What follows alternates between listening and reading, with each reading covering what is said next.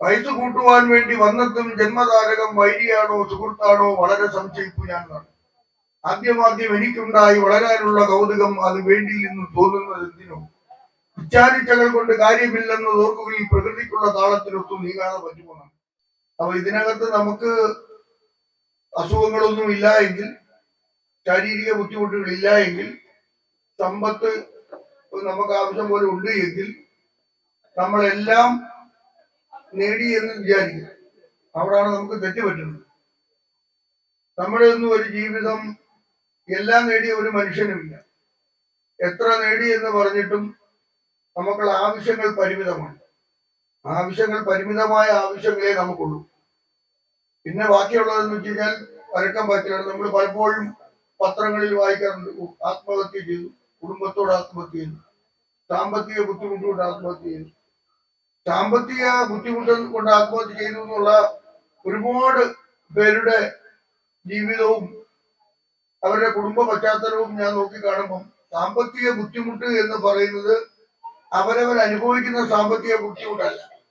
നമ്മുടെ മലയാളികളുടെ പ്രധാനപ്പെട്ട പ്രശ്നം എന്ന് വെച്ചാൽ സാമ്പത്തിക ബുദ്ധിമുട്ട് എന്ന് പറഞ്ഞാൽ അപ്പുറത്തുള്ള ഒരാളുടെ ജീവിതം കണ്ട് ആ ജീവിതം അതേപടി പകർത്തുവാൻ ശ്രമിച്ച് അതിൽ എത്തിപ്പെടാൻ പറ്റാതെ നിരാശനായി ഒരിക്കലും അങ്ങനെ ആകത്തില്ല എന്ന് സ്വയം തീരുമാനിച്ച് ഇനിയിപ്പോ എന്ന് വെച്ചാൽ കുടുംബവസ്ഥയില്ല, ആരോടും സംസാരിക്കുവാനില്ല, ആരോടും നമുക്ക് നമ്മുടെ ബുദ്ധിമുട്ടുകളോ കഷ്ടപ്പാടുകളോ പറയുവാനില്ല, അത് ആൾക്കും കേൾക്കുവാനും താല്പര്യമില്ല. ഇന്ന് മൊബൈലിന്റെ പുറകെ പോയി മൊബൈലിലെ എല്ലാ കഥകൾ വായിച്ച് വാട്സാപ്പും ഫേസ്ബുക്കിന്റെയും പുറകെ പോയി ജീവിതം തകർക്കുന്ന ഒരു യുവതലമുറ വളർന്നു വരുന്നത് കൊണ്ടാണ്. പണ്ട് ആത്മഹത്യ നമുക്ക് കേട്ട് കഴിവ് പോലുമില്ല. നമ്മുടെയൊക്കെ കൊച്ചുനാളിൽ ആത്മഹത്യ എന്ന് പറഞ്ഞാൽ തുലവും തുച്ഛമായിട്ടുള്ള എവിടെയെങ്കിലും ഒക്കെ ഉണ്ടെങ്കിൽ പത്രത്തിൽ വായിച്ചറിയത്തുള്ളൂ. കാരണം അന്ന് പരസ്പരം സ്നേഹിക്കുവാനും സംസാരിക്കുവാനും അങ്ങോട്ടും ഇങ്ങോട്ടും ബുദ്ധിമുട്ടുകളും കഷ്ടപ്പാടുകളും ഒക്കെ പറയുവാൻ കഴിയുന്ന, അത് കേൾക്കുവാൻ ഉള്ള ആളുള്ള ഒരു സമൂഹം ഉണ്ടായി. ഇന്നിപ്പോ ഇപ്പൊ ഇവിടെ ഇത്രയും പേര് കൂടിയിരിക്കുന്നു എന്ന് പറഞ്ഞാൽ എനിക്ക് സിസ്റ്ററൊക്കെ എല്ലാവരെയും പോയി വിളിച്ചുകൊണ്ട് വന്ന് ഇരുത്തുന്നത്. കാരണം വേറൊന്നും കൊണ്ടല്ല, നമുക്കിപ്പോ പൊതുവെ ആരോടും സംസാരിക്കാറില്ല. പലരും പലതരം നമ്മൾ എന്തെങ്കിലും ഒരു കാര്യത്തിന് വിളിച്ചു കഴിഞ്ഞാൽ ചോറ്റാമ്മയുടെ കല്യാണം എന്ന് പറയും, അല്ലെങ്കിൽ സരസ്വതിയുടെ മോള് പ്രസവിച്ച് കിടക്കുന്ന ആശുപത്രിയിൽ പോകുന്ന പറയും, അതല്ലെങ്കിൽ വേറെ ആരും രവിയുടെ പാല് കാറ്റാന്ന് പറയും. നിങ്ങൾ വീട്ടിൽ നോക്കണം, ഒരു കാര്യമില്ല, അവരവിടെ കാണും. കാരണം ആർക്കും അവരവിടെ കാണും. കാരണം ഞാനെന്തിനാ ഇനി അതിന് പോകുന്നു, ഈ ചിന്താഗതിയാണ് നമുക്ക് പൊതുവേ ഉള്ളത്. അല്ല വേറെ ഒന്നുമല്ല. ഞാൻ ഈ പറഞ്ഞ സാമ്പത്തിക ബുദ്ധിമുട്ട് മൂലം ആത്മഹത്യ ചെയ്തവരുടെ വീട്ടിൽ മാന്യമായി ജീവിക്കുവാനുള്ള എല്ലാ ചുറ്റുപാടുകളും ഉണ്ട്. പക്ഷെ അപ്പുറത്തവനെ പോലെ രണ്ടു നിലയിലെ വീടില്ല, അപ്പുറത്തവനെ പോലെ പറമ്പില്ല, അപ്പുറത്തവനെ പോലെ കാറില്ല.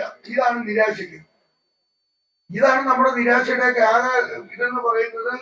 പിന്നെ നമ്മുടെ ആഗ്രഹത്തിനനുസരിച്ച് കാര്യങ്ങൾ നടക്കത്തില്ല.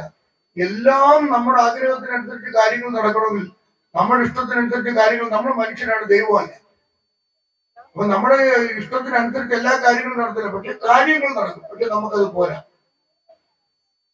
കാര്യങ്ങൾ നടക്കുന്ന നമുക്ക് കൊച്ചുനാളിൽ നമുക്കുണ്ടാവുന്ന എന്തോ വലുതാവണമെന്നുള്ള ആഗ്രഹമാണ്. വലുതായി കഴിഞ്ഞാൽ നമുക്കുള്ള ആഗ്രഹം എന്തോ പിന്നെ ജോലി കിട്ടണം, അതെല്ലാവരുടെ കയ്യിൽ നല്ല ജോലി കിട്ടണം. പിന്നെ വയസ്സ് കൂട്ടുവാൻ വേണ്ടി വന്നെത്തും ജന്മതാരകം വൈരിയാണോ സുഹൃത്താണോ വളരെ സംശയിപ്പു ഞാൻ. ആദ്യമാദ്യം എനിക്കുണ്ടായി വളരാനുള്ള കൗതുകം അത് വേണ്ടിയില്ലെന്ന് തോന്നുന്നത് എന്തിനോ. ഉച്ചാരിച്ചകൾ കൊണ്ട് കാര്യമില്ലെന്ന് ഓർക്കുകയിൽ പ്രകൃതിക്കുള്ള താളത്തിനൊത്തു നീങ്ങാതെ പറ്റുമെന്നാണ്. അപ്പൊ പ്രകൃതിക്കൊരു താളമുണ്ട്, പ്രപഞ്ചത്തിനൊരു സത്യവും. അപ്പൊ അതനുസരിച്ച് ജീവിച്ചാൽ നമുക്ക് എങ്ങും പുറകോട്ട് പോകേണ്ടി വരത്തില്ല. ഞാൻ പറഞ്ഞത്, എത്ര സമ്പാദിച്ചാലും നമ്മളുടെ ആവശ്യം എന്ന് പറയുന്നത് പരിമിതമാണ്. എന്റെ കയ്യിൽ ഇപ്പൊ 1 കോടി രൂപ ഉണ്ടെങ്കിലും ഉച്ചക്കൊരു ഹോട്ടലിൽ 1 കോടി രൂപയായിട്ട് ഞാൻ ചെന്ന് കയറിയാലും എനിക്ക് കഴിക്കാൻ പറ്റുന്നത് അങ്ങേയറ്റം പോയ ഒരു ബിരിയാണിയായിരിക്കും. അത് 1000 കോടി രൂപ ഉള്ളവരും കഴിക്കാൻ പറ്റുന്ന ഒരു ബിരിയാണി ഒരു ഗുണമായിരിക്കും. പക്ഷെ നമ്മൾ പരക്കം പായുകയാണ്. അതിൻ്റെ നമ്മുടെ മക്കളെ കാണുന്നില്ല, നമ്മുടെ കുടുംബാംഗങ്ങളെ കാണുന്നില്ല, നമ്മുടെ മാതാപിതാക്കളെ ശ്രദ്ധിക്കുന്നില്ല. എല്ലായിടത്തും ഞാൻ പറഞ്ഞ, പണ്ട് ഒരച്ഛൻ അയാളുടെ അച്ഛനെ കൊണ്ട് ഒരു ദൂരെ ഒരു സ്ഥലത്ത് കൊണ്ടുപോവാണ്, ഇവിടെ ഒരു വൃത്താശ്രമത്തിൽ കൊണ്ടാക്കാൻ പോകണം. അപ്പൊ മകൻ പറയുവാണ്, അച്ഛാ ഞാനും കൂടെ വരുന്നു. അപ്പൊ പറയും 10-60 കിലോമീറ്റർ ദൂരെയാണ് മോനെ, നീ വരണ്ടെന്ന് പറഞ്ഞു. അതല്ല, എനിക്ക് അപ്പൂപ്പൻ എവിടെ കൊണ്ടാകുന്നതെന്ന് എനിക്ക് കാണണമെന്ന്. അവസാനം നിർബന്ധം സഹിക്കാൻ വയ്യാതായപ്പോ അമ്മ പറഞ്ഞു, എന്തായാലും മകനെ ഒന്ന് അവിടെ കൊണ്ടാക്കാം, നിങ്ങൾ കാരണം സ്ഥലമുണ്ടല്ലോ, ഒന്ന് കൊണ്ടുപോകാൻ പറഞ്ഞു. അങ്ങനെ കൊണ്ടുപോയി തിരിച്ചു വരുന്ന വഴി അച്ഛൻ ചോദിച്ചു, അപ്പൂപ്പനെ കൊണ്ടാക്കുന്ന സ്ഥലം കാണുമെന്ന് നിനക്ക് എന്താണ് ഇത്ര വാശി എന്ന് ചോദിച്ചു. അപ്പോൾ എനിക്ക് വാശിയൊന്നുമില്ല അച്ഛാ, വയസ്സാകുമ്പോ അച്ഛനെ അവിടെ നിന്ന് കൊണ്ടാക്കണം, അതിനു വേണ്ടിയിട്ട് സ്ഥലം ഏതാന്ന് അറിഞ്ഞു കഴിഞ്ഞാൽ പിന്നെ എളുപ്പമാണല്ലോ എന്ന് പറയും. അപ്പൊ നമ്മൾ ചെയ്യുന്ന പ്രവൃത്തിയുടെ ഈശ്വരൻ എന്ന് പറയുന്നത് അരൂപനാണ്. ഈശ്വരൻ അരൂപനാണ്. അപ്പൊ അരൂപൻ ഈശ്വരൻ അദൃശ്യനായാൽ അതിനെന്താ ആശ്ചര്യം എന്ന് ചോദിച്ചു കഴിഞ്ഞാൽ ഈ നമ്മുടെ പ്രവൃത്തിയാണ്. അടുത്തു നിൽപ്പോർ അനുജനെ നോക്കാൻ അക്ഷികളില്ലാത്തവർക്ക് അരൂപൻ ഈശ്വരൻ അദൃശ്യനായാൽ അതിനെന്താ ആശ്ചര്യം. അതാണ് ഞാൻ പറഞ്ഞത്. അടുത്ത നമ്മുടെ ഒരാളെ സഹായിക്കുന്നുണ്ടെങ്കിൽ അതാണ് ഏറ്റവും വലിയ.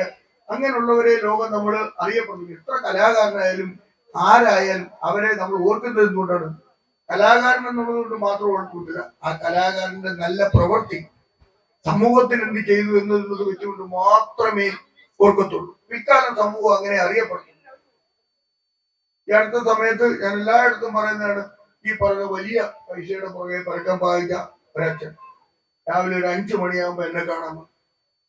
വലിയ സാമൂഹിക പശ്ചാത്തലം, കുടുംബ പശ്ചാത്തലമൊക്കെ ഉള്ള ഒരു മനുഷ്യൻ 5 മണിക്ക് എന്നെ കാണാൻ വന്നിട്ടുണ്ട്. പാലക്കാട് ഞാൻ അദ്ദേഹത്തിന്റെ മകനെ, എല്ലായിടത്തും ഞാൻ പ്രസംഗില്ല, നിങ്ങൾ കേൾക്കാൻ വേണ്ടി പറയാം, അദ്ദേഹത്തിന്റെ മകനെ എന്തോ ഒരു ആവശ്യമായിട്ട് സ്റ്റേഷനിൽ നിൽക്കുവാന്ന് പറയും. ആക്സിഡന്റ് ആണെന്നാണ് സ്റ്റേഷനിൽ വിളിച്ചു പറഞ്ഞത്. അപ്പൊ ഞാൻ ചോദിച്ചു, എന്താ ആക്സിഡന്റ് വല്ലതും ആണോ? ഒരു 5 മണിയോട് 8 മണിക്ക് ഞാൻ കണ്ട് സംസാരിക്കരുത്, ഇത് വിളിക്കില്ല അദ്ദേഹം. അപ്പൊ അവിടെ തിരക്കിയപ്പോൾ, പാലക്കാട് എസിറ്റോട് തിരക്കിയപ്പോൾ ആ പയ്യനെ പിടിച്ചിരിക്കുന്നത് കഞ്ചാവ്, അതേപോലെ തന്നെ ഒരു മോഷണ വണ്ടിയായിട്ട് പിടിച്ചിരിക്കുകയാണ്. ഒരു 100 വണ്ടി മേടിക്കുവാൻ പൈസയുള്ള ആ പയ്യനെ പിടിച്ചിരിക്കുന്നത് ഒരു മോഷണ ബൈക്കും 5 കിലോ കഞ്ചാവുമായിട്ടാണ്. ഞാനപ്പോ അദ്ദേഹത്തോട് ചോദിച്ചു, കൂട്ടുകാരെങ്കിലും ഉള്ളത്? കൂട്ടുകാരില്ല സാറേ, 2 ആഴ്ചയായിട്ട് ഇപ്പം മകന്റെ കൂടെ പഠിക്കുന്നതാന്ന് വെച്ചാൽ അല്ല, ആ പയ്യൻ വന്ന് വീട്ടിൽ കിടക്കുന്നുണ്ട്, അവന്റെ കൂടാണ് പോയത്. അവൻ 12 കേസുകളിലെ കഞ്ചാവ് കേസിലെ പ്രതിയാണ്. നിങ്ങൾ ആലോചിച്ചു പോകണം. സ്വന്തം വീട്ടിൽ വന്ന് കിടന്നിട്ട് ആ മാതാവിനെ തിരിച്ചറിയാൻ പോയത് 12 കഞ്ചാവ് കേസിലെ പ്രതിയാണ്. അപ്പൊ പൈസക്ക് പിന്നാലെ നമ്മൾ പോകുമ്പോൾ നമ്മുടെ മക്കള് നമ്മൾ പൈസ ഉണ്ടാക്കി നമ്മുടെ മക്കള് ഇതൊന്നും ഉപയോഗിക്കുന്നില്ലെങ്കിൽ എന്തെങ്കിലും കാര്യമുണ്ടോ? അപ്പൊ നിങ്ങൾ ചെയ്യേണ്ട ഒരു കാര്യം, നമ്മളെപ്പോഴും പറയുന്നത് അപ്പുറത്തെ തോമസിന്റെ മോനെ കണ്ടുപടി, അല്ലെ എഴുതേണ്ട മോളെ കണ്ടുപടി, അല്ലെങ്കിൽ മാത്യുവിന്റെ മോനെ കണ്ടുപടി. എന്തിനാണ് ഇങ്ങനെ പറയുന്നത്? അതാണ് ഏറ്റവും വലിയ നമ്മൾ നമ്മുടെ കുട്ടികളോട് ചെയ്യുന്ന ക്രൂരത. എന്നെ കണ്ടുപഠിക്കാൻ ഞാൻ എന്റെ മക്കളോട് പറഞ്ഞില്ലെങ്കിൽ, ഞാൻ ജീവിക്കുന്നത് കണക്ക് ജീവിക്കാൻ എന്റെ മക്കളോട് പറഞ്ഞില്ലെങ്കിൽ, അപ്പുറത്തുള്ളവരുടെ മക്കളാണ് ശരി എന്ന് പറഞ്ഞാൽ നമ്മുടെ മക്കൾ വിചാരിക്കത്തില്ല അവരുടെ മാതാപിതാക്കളാണ് ശരി എന്ന് അവർ തിരിച്ച് നമ്മളോട് ചോദിച്ചാലും ആ ഒരു കാലം അനധിവിദൂര ഭാവിയിൽ എപ്പോഴും നമ്മളെ തുറച്ചു നോക്കത്തില്ല. അപ്പൊ ഞാൻ പറഞ്ഞുകൊണ്ടുവന്നത്, നമുക്ക് ചെയ്യാൻ പറ്റുന്ന കാര്യങ്ങൾ നമ്മൾ ആലോചിച്ചു. നിസ്സാരമായ വെള്ളം അങ്ങോട്ട് പോകുന്നതിന്റെയോ അല്ലെങ്കിൽ ഓല വീണതിന്റെയോ അല്ലെ അതിന് തോണ്ടുന്നതിന്റെ പ്രശ്നത്തിന്റെ പേരിൽ അയൽവാസിയായിട്ടൊക്കെ തർക്കിച്ച് ജീവിതകാലം മൊത്തവും മാനസിക വിലയിൽ സഹിച്ച് അവസാനം ഹൃദ്രോഗിയായിട്ട് മരിക്കുന്നതിനേക്കാൾ നല്ലതല്ലയോ അദ്ദേഹവുമായിട്ട് നമ്മുടെ എല്ലാ കാര്യങ്ങളും തുറന്ന് സംസാരിച്ച് ആത്മഹത്യയിലേക്കും ജീവിത ബുദ്ധിമുട്ടുകളിലേക്കും വഴിപ്പെടാതെ നമ്മൾ പോകുന്നതിന് വേണ്ടിയിട്ട്. അപ്പൊ അതുകൊണ്ടാണ് ഞാൻ പറയുന്നത്, നമ്മൾ ചെയ്യുന്നത് സഹായം എന്ന് പറഞ്ഞുകൊണ്ട് ചെയ്യാതെ നമ്മൾ ചെയ്യുന്നത് ഒരു കടമയാണ്. അതാ ഞാൻ പറഞ്ഞത്, എനിക്ക് ആഹാരം തരണമെന്ന് വണ്ടിപ്പെരിയാറുകാർക്കില്ല, ഞാൻ കൊല്ലം ജില്ലയിൽ അഞ്ചൽക്കാരനാണ്. പക്ഷെ എനിക്ക് ആഹാരം തരുന്നത് അവർ ഏറ്റവും സന്തോഷകരമായിട്ട് കരുതി എന്നുള്ളതാണ് ഏറ്റവും വലിയ കാര്യം. അപ്പൊ നമ്മളെ ഓർക്കപ്പെടണമെങ്കിൽ നമ്മുടെ പ്രവൃത്തിയല്ല. അമേരിക്കയിലെ കെവിൻ കാർട്ടർ എന്ന് പറഞ്ഞൊരു വലിയ ചിത്രകാരനുണ്ട്. ആ ഫോട്ടോഗ്രാഫിക്ക് പുലിറ്റ്സർ സമ്മാനം കിട്ടിയ കെവിൻ കാർട്ടർ എന്ന് പറഞ്ഞ മഹാനായ ഒരു ഫോട്ടോഗ്രാഫർ. അദ്ദേഹം സുഡാനിലെ ഭക്ഷണ ക്യാമ്പിലേക്ക് ഒരു പെൺകുട്ടി, എല്ലും തോലുമായ ഒരു പെൺകുട്ടി സുഡാനിലെ ഭക്ഷണ ക്യാമ്പിലേക്ക് ഭക്ഷണത്തിന് പോവാണ്. ഈ കുട്ടിയെ വൾച്ചർ ഗേൾ എന്ന് പറഞ്ഞ വലിയ പ്രശസ്തമായ കുട്ടികൾ, ഈ കുട്ടിയെ ഒരു കഴുകൻ പിന്തുടരുവാണ്. ആ കുട്ടി ആഹാരത്തിന് സുഡാനിലെ ഭക്ഷണ ക്യാമ്പിലേക്ക് പോകുന്നു. ആ കുട്ടിയെ തിന്നാനായിട്ട് കഴുകൻ പോകുന്നു. ഇദ്ദേഹം പടമെടുത്തു. ആ പടത്തിന് പുലിറ്റ്സർ സമ്മാനം കിട്ടി. ആ പടത്തിന് പുലിറ്റ്സർ സമ്മാനം കിട്ടി. പക്ഷെ സമൂഹം അദ്ദേഹത്തോട് ചോദിച്ചു, ആ കുട്ടിക്ക് എന്ത് പറ്റി? അതായത് ഫോട്ടോഗ്രാഫർ ആയാലും ഒരു മനുഷ്യനാണല്ലോ. ആ ഒരു കുട്ടിയെ രക്ഷിക്കുവാനുള്ള ഒരു സാമൂഹിക ബാധ്യതയും ധാർമ്മികതയും അയാൾക്കുണ്ടല്ലോ. ആ കുട്ടിക്ക് എന്ത് പറ്റി എന്ന് ലോകം ചോദിച്ചപ്പോൾ അതിന് ഉത്തരം പറയുവാൻ പറ്റാതെ ആ ചെയ്തു പോയതിന്റെ പുലിറ്റ്സർ സമ്മാനം ഏറ്റവും വലിയ സമ്മാനമാണ്. എങ്കിലും ആ സമൂഹത്തിന്റെ മനസ്സാക്കിയെ മരവിപ്പിച്ച ആ ചോദ്യത്തിന് മുൻപിൽ ഉത്തരം പറയാതെ കാറിനകത്ത് വിഷപ്പുക ചോദിച്ച് അദ്ദേഹം മരിക്കുകയും ചെയ്തു. അപ്പൊ ഞാൻ പറഞ്ഞു, നമുക്ക് നമ്മുടെ മക്കൾക്ക് നേരെ നാളെ ഇത്തരത്തിലൊരു ചോദ്യം ഉയരരുത്. നമ്മുടെ സമൂഹം മാനിക്കപ്പെടണമെങ്കിൽ, നമ്മുടെ സമൂഹം അംഗീകരിക്കപ്പെടണമെങ്കിൽ കഷ്ടത അനുഭവിക്കുന്ന, ബുദ്ധിമുട്ട് അനുഭവിക്കുന്ന, പാർശ്വവൽക്കരിക്കപ്പെട്ട് കിടക്കുന്ന ആളുകളെ സഹായിക്കുവാൻ നമുക്ക് എല്ലാവരെയും സഹായിക്കുവാൻ പറ്റത്തില്ല. നമുക്ക് ഒരാളെയെങ്കിലും സഹായിക്കുവാൻ നമുക്ക് കഴിയും എന്നുള്ളത് തർക്കമില്ലാത്ത കാര്യമാണ്.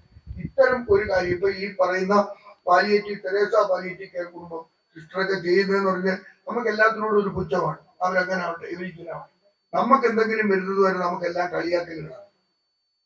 മറ്റുള്ളവരുടെ രോഗം നമുക്കൊരു ബാധ്യതയല്ല. പക്ഷെ നമുക്ക് പിടിപെടുന്ന ഒരു സാഹചര്യം നിങ്ങൾ ആലോചിച്ച് നോക്കുക. മനുഷ്യ ജീവിതം ക്ഷണികമാണ്. ഈ നിൽക്കുന്ന ഞാൻ ഒരു നിമിഷം കീഴ്മേൽ മറിഞ്ഞു കഴിഞ്ഞാൽ ഞാൻ ഭ്രാന്തനോ പൊട്ടനോ ഏതെങ്കിലും മാരക രോഗത്തിന് അടിമയാവാം. എന്താണ് നമുക്ക് സംഭവിക്കുന്നതെന്ന് പറയാൻ പറ്റാത്ത രീതിയിൽ ജീവിതം അങ്ങനെയാണ്. ഒന്ന് രണ്ട് ദുരന്ത അനുഭവങ്ങൾ എനിക്ക് ഉണ്ടായതുകൊണ്ട് ഞാൻ പറയാണ്. സ്വപ്നം പോലും കാണാൻ പറ്റാത്ത രീതിയിൽ നമ്മുടെയൊക്കെ സുഹൃത്തും കിടക്ക് ഇതിനകത്ത് പിടിപ്പെടുമ്പോൾ നമുക്ക് നാളെ എന്ത് എന്നുള്ള ചോദ്യം. അപ്പൊ അതുകൊണ്ട് ഞാൻ ഇന്ന് മരിച്ചാലും സന്തോഷമായി മരിക്കുക. നമുക്ക് ഞാനിപ്പോ കൊട്ടാരക്കര ഞാൻ വലിയ ആളാന്ന് പറഞ്ഞിട്ടുണ്ടെങ്കിൽ ആരിൽ എന്താ മരിക്കും. നമ്മളെ കൊണ്ട് എല്ലാ ആൾക്കാർക്കും സഹായം ചെയ്യാൻ പറ്റത്തില്ല. നമ്മുടെ മുമ്പിൽ വരുന്നവർക്ക് ചെയ്യാൻ പറ്റുന്ന സഹായങ്ങൾ ചെയ്യുക. അത്തരത്തിൽ എല്ലാവരും പരസ്പരം സ്നേഹിച്ചും സഹകരിച്ചും അതേപോലെ തന്നെ ചെയ്യാൻ പറ്റുന്ന കാര്യങ്ങൾ ചെയ്ത് തുറന്ന് സംസാരിച്ച് മാനസിക സമ്മർദ്ദത്തിൽ അടിമപ്പെടാതെ ജീവിക്കുവാൻ നിങ്ങളെ ഓരോരുത്തരെയും ജഗദീശൻ അനുഗ്രഹിക്കട്ടെ എന്ന് മാത്രം പ്രാർത്ഥിച്ചുകൊണ്ട് നിർത്തുന്നു. നന്ദി.